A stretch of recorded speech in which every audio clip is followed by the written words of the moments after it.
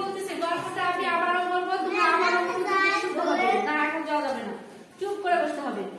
আচ্ছা আমি যা বলি শুনো।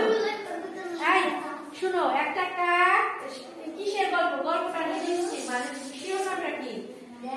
কাকো শিয়াল, কাকো শিয়াল, শিয়াল। আমরা জানি শিয়াল খুবই বুদ্ধিমান প্রাণী, তাই না? শিয়াল বুদ্ধিমান না? আর কাক হলো ভুট্টার হাড্ডি। আচ্ছা যাই হোক, একটা কাক, আমার কথা শুনতেছো না সামিয়া? দুষ্টু করে না বাবু, বেরিয়ে যাবো, ভালো হবে এটা না, তাহলে শুনো মনোযোগী হও। আচ্ছা